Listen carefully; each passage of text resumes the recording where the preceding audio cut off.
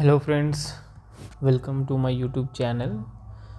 आज हम लोग बात करने वाले हैं कुछ बेसिक कॉन्सेप्ट्स के बारे में जो कि electrical engineering point of view से बहुत इम्पोर्टेंट है। तो फर्स्ट ऑफ ऑल हम लोग बात करने वाले हैं कि चार्ज क्या होता है, व्हाट इज चार्ज।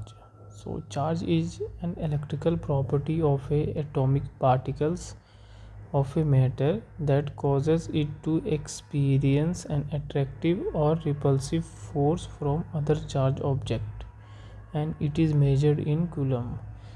बेसिकली क्या होता है कि चार्ज जो होता है ये एक इलेक्ट्रिकल प्रॉपर्टी है ऑफ एटम्स का। जब कोई एटम्स में कभी भी डिफिशियंसी होता है इलेक्ट्रॉन का या प्रोटॉन का, तो उसके वजह से उस एटम पे चार्ज आ जाता है। एंड वो चार्ज आने के बाद क्या होता है कि उसमें वो दूसरे चार्ज से अट्रैक्टिव या रिपल्सिव फोर्स फील करता है डिपेंडिंग अपॉन द कि चार्ज क्या है। अगर वो अगर पॉजिटिव चार्ज के पास आ जाएगा तो वो रिपल्सिव होगा। अगर नेगेटिव चार्ज के पास आ जाएगा तो वो भी रिपल्सिव होगा। तो opposite charge attract each other and same charge repel each other. Okay, it's a basic concept. Charge आता कैसा है कोई भी एटम में, एटम के ऊपर बेसिकली एटम क्या होता है, न्यूट्रल होता है, ठीक है, क्योंकि उसमें equal number of electron and equal number of proton रहते हैं। अगर मान लीजिए अब इसमें से एक इलेक्ट्रॉन्स बाहर आ गया, इसके पास डिफिशियंसी ऑफ इलेक्ट्रॉन्स हो जाएगा एंड ये क्या हो जाएगा, पॉजिटिव चार्ज हो जाएगा। एंड अगर इसमें से प्रोटॉन निकल जाएगा तो इसमें क्या होगा, डिफिशियंसी ऑफ प्रोटॉन हो जाएगा एंड ये क्या होगा, नेगेटिव चार्ज हो जाएगा। ओके, नेक्स्ट आ जाते हैं charge E on electron is negative and the equal in magnitude to 1.602 into 10⁻⁻19 coulomb while a proton carries a positive charge of same magnitude। तो प्रोटॉन के पास भी सेम चार्ज होता है बट क्या रहता है, वो पॉजिटिव होता है। ओके, ये तो आप समझ गए होंगे कि प्रोटॉन एक इलेक्ट्रॉन का ऊपर चार्ज कितना होता है, 1.602 into 10⁻⁻19 coulomb and same charge carry करता है प्रोटॉन भी, ठीक है। नाउ थर्ड पॉइंट क्या है, the presence of equal number of protons and electrons leaves an atom neutrally charge. Okay, जैसा मैंने बताया कि अगर एक एटम है उसमें इक्वल नंबर्स ऑफ प्रोटॉन है and equal numbers of electron है, तो उसके ऊपर एज ए होल वो इलेक्ट्रिकली क्या हो जाएगा, न्यूट्रल हो जाएगा। क्योंकि ये भी पॉजिटिव है, इक्वल एंड अपोजिट है, तो वो सम क्या होगा, उसका 0 हो जाएगा। ओके, तो एज ए बेसिकली क्या होता है, एटम जो होता है वो हमेशा इलेक्ट्रिकली न्यूट्रल रहता है। ओके, तो उसके ऊपर कोई चार्ज नहीं रहता है। नेक्स्ट आप आ जाइए, the coulomb is the largest unit of a charge. Okay, जो एक कूलम होता है ना वो बहुत बड़ा होता है and in 1 coulomb of charge there are 6.24 into 10⁻18 electrons होते हैं and thus the realistic and laboratory values of the charge in order of pico. तो देखो, किसी भी एटम्स के ऊपर में 1 कूलम चार्ज है वो बहुत ही बड़ा यूनिट होता है, क्योंकि उसके लिए आपको 6.24 into 10⁻18 इलेक्ट्रॉन्स का उसमें क्या होना चाहिए, डिफिशियंसी होना चाहिए। अभी इसके लिए उतना तो डिफिशियंसी मोस्टली नहीं होता है। तो हम लोग का जो यूनिट होता है, बेसिक यूनिट, तो हमेशा या तो पिको फराड में रहेगा 10⁻⁻12 या नैनो फराड में रहेगा 10⁻⁻9 कूलम या फिर माइक्रो कूलम में रहेगा 10⁻⁻6। तो इसी ऑर्डर में ये बेसिकली रहता है। Okay, 1 coulomb is very big unit. Basically हमारा कोई भी मतलब एटम के ऊपर में 1 कूलम चार्ज है नहीं बोल सकते। ओके, वो बहुत बड़ा यूनिट होता है। तो हम लोग हमेशा पिको फराड में चार्ज रहेगा, नहीं तो नैनो कूलम में या माइक्रो कूलम में, ठीक है। तो अभी ये पिको होता है 10⁻⁻12, नैनो होता है 10⁻⁻9 एंड माइक्रो होता है 10⁻⁻6। ओके,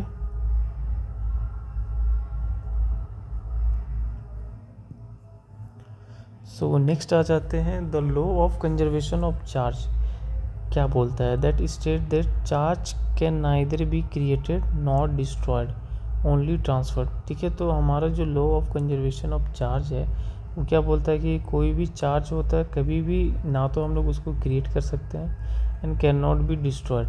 ओके, ना तो उसको बनाया जा सकता है ना तो उसको तोड़ा जा सकता है, वो क्या होता है हमेशा ट्रांसफ़र होते रहता है।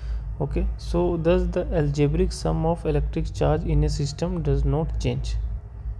ओके, सो कभी भी algebraic sum of a charge in any system वो क्या होता है, चेंज नहीं होता है। ओके, वो हमेशा क्या रहता है, कंजर्व रहता है। अगर एक लेगा तो एक देगा। ठीक है, तो अभी ट्रांसफ़र होता है हमेशा। तो अभी मान लीजिए यहाँ से इलेक्ट्रॉन दूसरे एटम में गया तो ये पॉजिटिव चार्ज हो जाएगा, ये नेगेटिव चार्ज हो जाएगा, क्योंकि यहाँ पे डिफिशिएंसी ऑफ इलेक्ट्रॉन हो गया, यहाँ पे इलेक्ट्रॉन का मात्रा ज़्यादा हो गया। ओके, तो अभी ओवरऑल देखेगा तो क्या होगा, ये तो इक्वली हो गया ना, इक्वली हो गया। So this is the conservation of charge. So अभी हम समझते हैं इलेक्ट्रिकल करंट। ठीक है, अभी इलेक्ट्रिकल करंट क्या होता है, electrical current is time rate of, first इसको हम लोग मिटा देते हैं। Okay, so the electrical current is time rate of change of charge, okay, and the flow of electric charge, typically electrons। so basically हमारा flow of electrons को ही हम लोग electric current बोलते हैं through a conductor। ठीक है, तो कोई भी कंडक्टर में जब इलेक्ट्रॉन का फ्लो होता है, ठीक है, तो हम लोग क्या बोलते हैं कि उसमें इलेक्ट्रिक करंट फ्लो हो रहा है। ओके, इलेक्ट्रिक करंट उसमें क्या हो रहा है, फ्लो हो रहा है।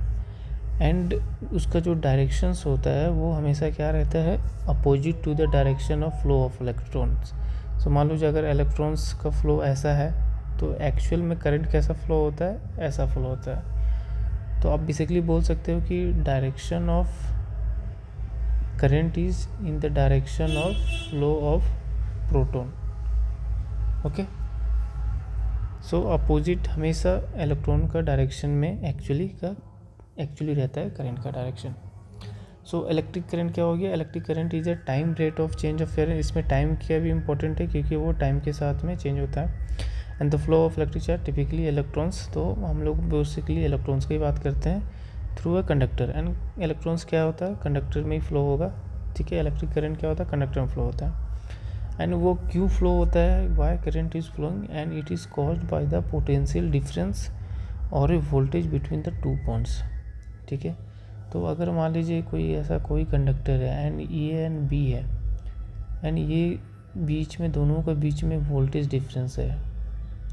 ठीक है, अभी ये क्या है, अभी ए का वोल्टेज ग्रेटर देन बी है, सो वो क्या करेगा, करंट हो हमेशा ए टू बी फ्लो होगा। अगर बी का ग्रेटर देन ए है तो करंट क्या होगा, हमेशा क्या होता है, higher voltage to lower voltage flow करता है, तो current B to A flow होगा।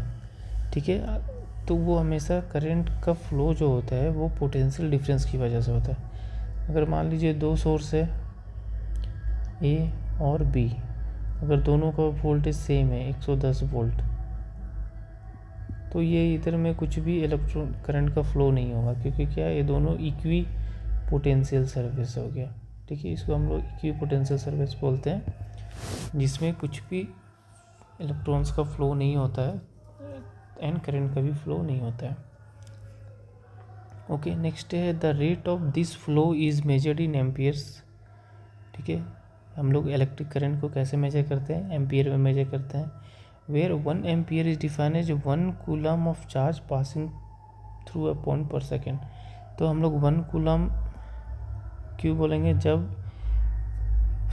1 एम्पियर कब बोलेंगे, जब 1 कूलम चार्ज 1 सेकेंड में पास हो जाता है किसी सिंगल पॉइंट ऑफ कंडक्टर का, किसी सिंगल पॉइंट है। जैसे मान लो यहाँ ए और बी है, मान लो यहाँ पे कोई पॉइंट पी है, तो इस पॉइंट पे अगर 1 सेकेंड में 1 कूलम चार्ज क्रॉस हो गया तो हम लोग कहेंगे कि पी पे 1 एम्पियर करंट फ्लो हो रहा है।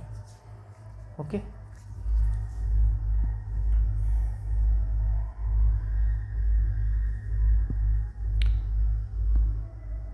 मैंने इसमें एक फिगर भी डाला है, जैसे यहाँ पे ये बैटरी लगा हुआ है एंड यहाँ पे हम लोग क्या कर रहे हैं, पॉजिटिव टर्मिनल है, ये हमारा नेगेटिव टर्मिनल है एंड करंट क्या हो रहा है, पॉजिटिव टू नेगेटिव फ्लो हो रहा है एंड इलेक्ट्रॉन्स कैसे फ्लो होता है, नेगेटिव टू पॉजिटिव। मैंने पहले भी आपको बताया था कि डायरेक्शन ऑफ करंट है वो अपोजिट है डायरेक्शन ऑफ इलेक्ट्रॉन का। ठीक है, करंट का डायरेक्शन इधर जा रहा है, प्रो इलेक्ट्रॉन्स इधर जा रहा है। ठीक है, तो ये बेसिक है, हमेशा करंट क्या होगा, पॉजिटिव टू नेगेटिव फ्लो होगा एंड इलेक्ट्रॉन्स क्या होगा, नेगेटिव टू पॉजिटिव फ्लो होगा।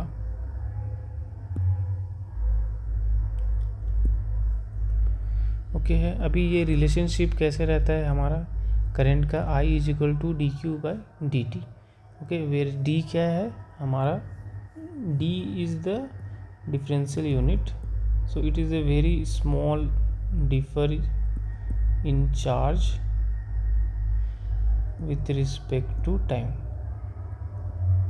Okay, so with respect to time होता है and the current is measured in ampere। ठीक है, आपको मालूम है करंट को हम लोग एम्पियर में मेजर करते हैं एंड 1 एम्पियर को हम लोग 1 कूलम पर सेकंड भी लिख सकते हैं। जैसे कि मैंने ऑलरेडी पहले बताया था कि ए और बी कंडक्टर का पी कोई पॉइंट पे अगर 1 कूलम 1 सेकेंड में पार हो रहा है तो उसको हम लोग क्या बोलेंगे, 1 एम्पियर। ठीक है, तो ये सेम है। नेक्स्ट 7 आ जाते हैं, if current does not change with the time.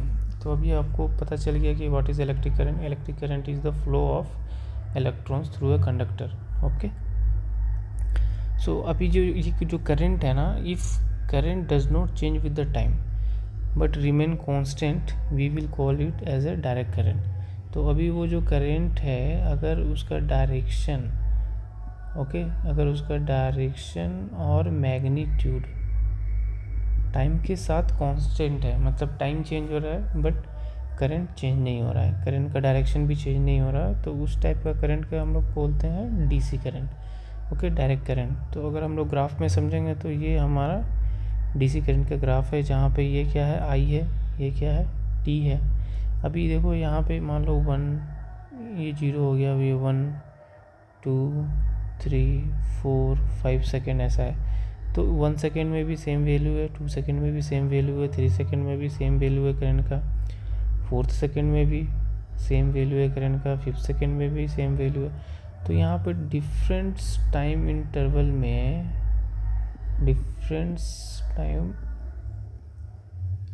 में करंट क्या है, सेम है। ओके, तो इस टाइप का करंट को हम लोग बोलते हैं डीसी करंट। ओके, जो कि टाइम के साथ चेंज नहीं होता है। नेक्स्ट आ जाते हैं, a time varying current is called sinusoidal current or alternating current. तो अब एक अलग तरह का करंट होता है जो कि क्या होता है, टाइम के साथ चेंज होता है। ठीक है, वो कांस्टेंट नहीं रहता है, तो उसको हम लोग क्या बोलते हैं, अल्टरनेटिंग करंट या सिनुसॉइडल करंट बोलते हैं। So alternating current is a current that vary sinusoidal with the time. ठीक है, तो उसका ग्राफ कैसा रहता है, तो इस प्रकार का इसका ग्राफ रहता है।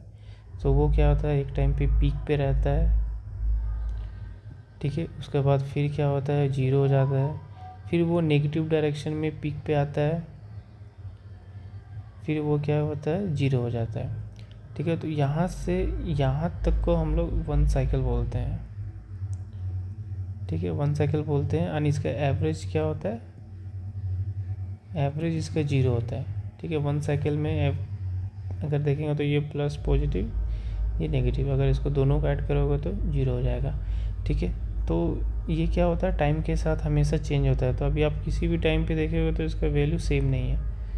ओके, टाइम इंटरवल पे आप ले लो तो किधर भी आपको इसका वैल्यू सेम नहीं मिलेगा। तो इस तरह का करंट को हम लोग बोलते हैं एसी करंट।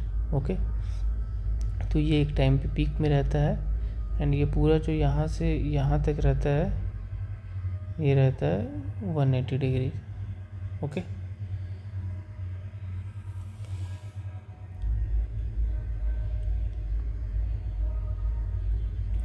नेक्स्ट आ जा, अभी करंट तो आपको पता चल गया क्या है एंड 2 टाइप का करंट रहेगा, DC AC current and DC current. So next आ जाते हैं वोल्टेज, जिसको हम लोग पोटेंशियल डिफरेंस भी बोलते हैं। वो क्या होता है, ठीक है, पोटेंशियल डिफरेंस क्या होता है, potential difference is energy required to move a unit charge through an element and it is measure in volt. ठीक है, तो अभी देखो जैसे कि मान लो कोई कंडक्टर है ए और बी है, और यहाँ ए पे कोई इलेक्ट्रॉन से हायर पोटेंशियल पे, ठीक है, अभी वो बी तक उसको जाना है ना, वो लोअर पोटेंशियल पे है। तो अभी इसको यहाँ से यहाँ तक जाने के लिए वो ऐसे तो नहीं मूव करेगा, ठीक है, इसको तो हमको कुछ ना कुछ एनर्जी देना पड़ेगा। ठीक है, तो वो एनर्जी क्या होता है, वोल्टेज होता है। तो वो वोल्टेज का ही वजह से इलेक्ट्रॉन्स एक पॉइंट से दूसरे पॉइंट पे मूव करते हैं। ठीक है, so it is the energy required to move a unit charge through an element. ठीक है, यूनिट चार्ज मतलब 1 कूलम चार्ज को यहाँ से पॉइंट ए से पॉइंट बी तक जाने के लिए जितना एनर्जी लगेगा ना, तो उसको हम लोग 1 वोल्ट बोलते हैं। ठीक है, the voltage V A B between 2 point A and B in electrical current is the energy needed to move a unit charge from A to B. Okay, ये तो समझ गया। एंड इसको हम लोग क्या बोलते हैं, V A B is equal to D W by D Q. ठीक है, जहाँ डब्ल्यू क्या है, work done to move a per unit charge, है ना, पर यूनिट चार्ज। ओके, तो अब इसका अगर हम लोग यूनिट निकालेंगे तो देखो डब्ल्यू क्या होता है, जूल होता है, एन क्यू क्या होता है, कूलम होता है। So 1 volt is equal to 1 joule per coulomb, या फिर इसको हम लोग न्यूटन मीटर कूलम भी बोलते हैं। ओके, न्यूटन कूलम पर भी इसको हम लोग बोलते हैं इसका यूनिट। तो आई होप यहाँ तक आपको समझ में आ गया रहेगा। नेक्स्ट होता है पावर। पावर क्या होता है, so power is the time rate of expending or absorbing energy. Okay, and it is measure in watt. ठीक है, तो पावर क्या होता है, हमारा कभी भी सिस्टम पे या तो एक्सपेंड होता है या फिर खर्च होता है या फिर वो किसी से लेता है। ठीक है, तो उसको हम लोग बोलते हैं पावर। ठीक है, तो सर्किट में क्या होता है, या तो कोई सिस्टम रहता है जो पावर देता है, ठीक है, या एक्सपेंडिंग करता है, या फिर कोई सिस्टम होता है जो पावर को कंज्यूम करता है। ठीक है, तो it is a time rate of expending or absorbing the energy and it is measure in watt. Okay, and अगर हम देखेंगे तो P is equal to D W by D T होता है। ठीक है, P is equal to D W by D T, so work per second. Okay, where P is power in watt. ठीक है, हम लोग P को पावर को क्या चीज़ से मेजर करते हैं, वाट से मेजर करते हैं, एंड W एनर्जी ये जूल है, एंड T क्या है, टाइम इन सेकेंड होता है। ठीक है, और इसको और भी हम लोग डिराइव कर सकते हैं, जैसे P is equal to D W by D T, हम लोग दोनों तरफ से क्या किया है, डी क्यू से मल्टीप्लाई एंड डिवाइड किया है। तो अभी देखो D W by D Q को हम लोग V लिखते हैं। Okay, it is the work done to move per unit charge from point A to point B, and D Q by D T क्या है, हमारा I है। ठीक है, तो हम लोग पावर को क्या बोलते हैं, V इंटू आई। ठीक है, वोल्टेज इंटू करंट। मान लो एक सिस्टम है जिसमें वोल्टेज भी रहेगा एंड उसके थ्रू कुछ करंट भी फ्लो होगा। ठीक है, तो अभी उसका पावर निकालना है, तो पावर कैसे निकालोगे, कितना वोल्टेज दिया है एंड कितना करंट फ्लो हो रहा है, उसको मल्टीप्लाई करोगे तो पावर निकल जाएगा, एंड इसका यूनिट क्या रहेगा, watt. Okay, so power is a time varying quantity and it is called as instantaneous power. ठीक है, तो पावर क्या होता है, टाइम वेरिंग क्वांटिटी होता है, क्योंकि उसमें करंट भी रहता है। करंट की क्या होता है, ऑल्सो टाइम के साथ चेंज होते रहता है, तो वो क्या होता है, टाइम वेरिंग कांस्टेंट होता है। अभी मान लो अगर ये डीसी है तो ये टाइम वेरिंग नहीं रहेगा। ठीक है, पावर उस समय पे कांस्टेंट रहेगा। ठीक है, क्योंकि पावर कांस्टेंट नहीं रहेगा क्योंकि वो आई हमेशा क्या होता है, चेंजेस होते रहता है। फिर और एक पॉइंट है, P इज़, मान लो अगर पावर पॉजिटिव में है, मतलब is greater than 0, it mean that element is observing the power. So मान लीजिए अगर कोई सर्किट है, ठीक है, अगर उसमें मान लीजिए A और B है, ठीक है, जैसे ये फिगर में दिखाया है, यहाँ पे पॉजिटिव भी है, यहाँ पे एक एलिमेंट है ये। ठीक है, तो अगर मान लीजिए P is equal to V I दिया है, अगर मान लीजिए पावर पॉजिटिव है, इसका मतलब क्या है, ऑब्जर्विंग द पावर, मतलब क्या है, ये जो एलिमेंट ए है पावर को एब्जॉर्ब करेगा।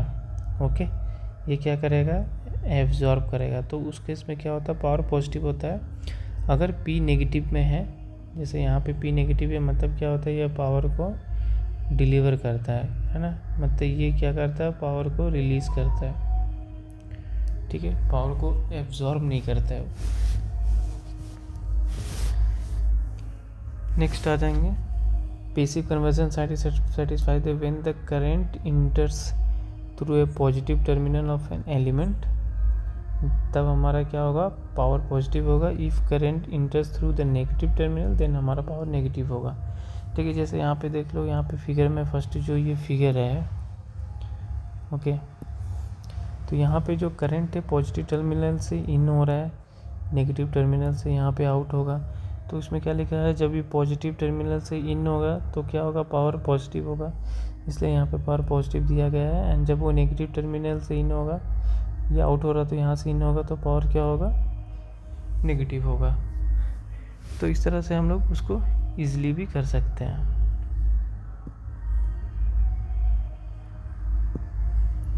ओके, नेक्स्ट आ जाते हैं, the law of conservation of energy must be obeyed in electrical system. तो जितना भी हमारा इलेक्ट्रिकल सिस्टम होता है उसमें law of conservation of energy हमेशा लगे रहता है। फॉर दिस रीजन क्या होता है, the algebraic sum of power in A circuit at any instant of time must be zero, ठीक है। तो algebraic sum of power at any instant, कभी भी इंस्टेंट में हमेशा जीरो होता है। सो क्या होता है, एक ऑब्जर्व करेगा तो ये क्या होगा, रिलीज़ करेगा, ठीक है। जैसे मान लो यहाँ पे ये बैटरी, यहाँ पे सर्किट है, यहाँ पे मैंने, जैसे मान लो यहाँ पे मैंने एक बैटरी लगाया है और यहाँ पे हम लोग क्या, एक बल्ब को लगा दिया है, ठीक है। तो यहाँ पे क्या हो रहा है, ये पावर एब्जॉर्ब कर रहा है, ठीक है, ये पावर क्या कर रहा है, रिलीज़ कर रहा है। अभी करंट कैसे फ्लो हो रहा है, यहाँ पॉजिटिव से क्या हो रहा है, इन हो रहा है, और पॉजिटिव से क्या होगा, आउट होगा। तो इसका पावर क्या है, इसका पावर क्या है, पॉजिटिव है, एंड इसका पावर क्या होगा, देखो यहाँ पे पावर क्या होगा, पॉजिटिव से इन कर रहा है, ठीक है। तो अभी जैसे मान लो पावर पॉजिटिव से इन करेगा तो ये पॉजिटिव होगा, ठीक है। एंड जब पावर पॉजिटिव होता है तो क्या होता है, वो रिलीज़ करता है। सो इसमें क्या लिखा है, positive terminal, when the current enters through the positive terminal of an element then power क्या होगा, पॉजिटिव होगा, ठीक है। और यहाँ पे क्या है, जब पावर पॉजिटिव है तो क्या होगा, ये क्या होता है, एब्जॉर्ब करता है, ठीक है। पावर को क्या करेगा, एब्जॉर्ब करेगा। तो यहाँ पे क्या लाइट है तो पावर एब्जॉर्ब करता है, एंड यहाँ पे करंट क्या आएगा, नेगेटिव से इन कर रहा है, नेगेटिव प्लेट से इन करेगा एंड पॉजिटिव प्लेट से आएगा। तो यहाँ पे पावर क्या होगा, नेगेटिव होगा, एंड ये क्या होगा, पावर को रिलीज़ करता है, ठीक है। पावर को ये क्या करता है, रिलीज़ करता है। तो यहाँ तो ये आपको समझ में आ गया law of conservation of power. तो एक ऑब्जर्व करेगा, एक रिलीज़ करेगा, तो इंस्टेंटेनियस आप टोटल निकालोगे तो वो क्या होगा, हमेशा जीरो रहता है, ठीक है। देन इसका मतलब क्या होगा, total power supply to the circuit must be balanced, है ना, द टोटल पावर एब्जॉर्ब, जितना सप्लाई करेगा उतना ऑब्जर्व होना चाहिए। नेक्स्ट है एनर्जी ऑब्जर्व और supply by an element from the time t to t0 is. तो अभी मान लीजिए अगर कोई एलिमेंट है, अगर वो आपने उसको कनेक्ट किया और कुछ देर तक रखा है, 1 घंटा रखा है, तो 0 से 1 आवर तक का बीच में वो कितना पावर कंज्यूम करेंगे। तो उसको हम लोग निकालते हैं, W = integration of t = 0 to 2 P = dt। Okay, ये फॉर्मूला है, एंड आप P तो आपको मालूम है VI होता है, एंड dt यहाँ पे टाइम है। तो आप इसको इंटीग्रेशन कर लो तो W = VI आएगा, ओके। तो इसको हम लोग क्या बोलते हैं, एनर्जी बोलते हैं, ठीक है। So energy is the capacity to do the work and it is measure in joule and the electric power utility company enters in hours. So हम लोग उसका क्या बोलते हैं, 1 आवर को 36,000 हम लोग उसको बोलते हैं, एंड 1 यूनिट जो होता है ना वो 1 किलोवाट आवर होता है, ओके। सो आई होप आपको ये समझ में आया रहेगा। So thank you for watching this video.